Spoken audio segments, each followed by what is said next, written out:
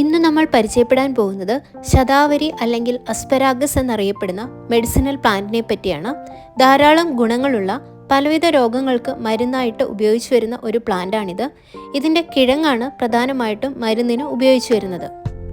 ഇത് നമുക്ക് ലേഹ്യമായിട്ടും പൊടിയായിട്ടും അതിൻ്റെ കിഴങ്ങരച്ച് പാലിൽ മിക്സ് ചെയ്തുമെല്ലാം ഉപയോഗിക്കാവുന്നതാണ്. പണ്ടുകാലം മുതൽ സ്ത്രീകൾക്ക് മുലപ്പാൽ വർദ്ധിക്കാൻ വേണ്ടി ഇത് ഉപയോഗിച്ചു വരാറുണ്ട്.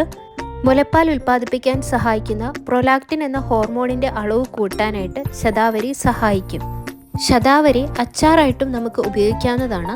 പെൺകുട്ടികൾക്ക് പീരിയഡ് സമയത്ത് ഓവർ ബ്ലീഡിംഗ് ഉള്ളവർക്ക് ഒരു ടോണിക്കായിട്ട് അത് കഴിക്കാവുന്നതാണ്. അതുപോലെ ഏതെങ്കിലും തരത്തിലുള്ള ഹോർമോൺ പ്രോബ്ലംസ് ഉള്ളത് മാറ്റാനും ഈ അച്ചാർ സഹായിക്കും. പെൺകുട്ടികൾക്ക് അമിത വൈറ്റ് ഡിസ്ചാർജ് തടയാനും ഹോർമോൺ ബാലൻസ് ചെയ്യാനും ഹോർമോൺ ഇംബാലൻസ് മൂലമുള്ള PCOD, ഇൻഫെർട്ടിലിറ്റി എന്നീ അവസ്ഥകൾക്കെല്ലാം പരിഹാരമായിട്ട് ശതാവരി ഉപയോഗിക്കാവുന്നതാണ്. ഏതെങ്കിലും തരത്തിലുള്ള urinary infections, kidney stone, bladder stone എന്നിവയുള്ളവർക്ക് ശതാവരി ഒരു നല്ല മരുന്നാണ്. ഈ അവസ്ഥകളിൽ ശതാവരി ഉപയോഗിക്കുന്നത് വഴി ഇത് മൂത്രത്തിൻ്റെ അളവ് ശരീരത്തിൽ കൂട്ടുകയും കല്ലിനെ അലിയിച്ചു കളയുകയും ചെയ്യും.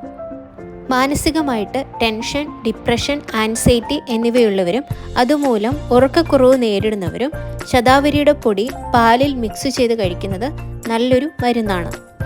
പെൺകുട്ടികൾക്ക് ശരീരത്തിനുണ്ടാവുന്ന ക്ഷീണം അകറ്റാനും ശരീരത്തിന് വണ്ണം വയ്ക്കാനുമെല്ലാം ശതാവരി ഉപയോഗിക്കാവുന്നതാണ്.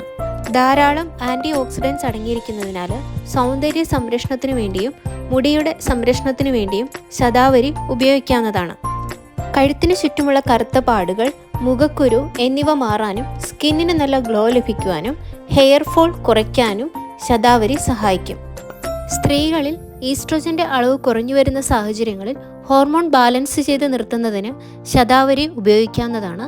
എന്നാൽ പുരുഷന്മാർക്ക് ഈസ്ട്രോജൻ്റെ അളവ് സ്ത്രീകൾക്ക് വേണ്ട അത്രയും അളവ് ആവശ്യമില്ലാത്തതിനാൽ പുരുഷന്മാർ ഒരു ഡോക്ടറിൻ്റെ നിർദ്ദേശപ്രകാരം മാത്രമേ ഇത് ഉപയോഗിക്കാവൂ.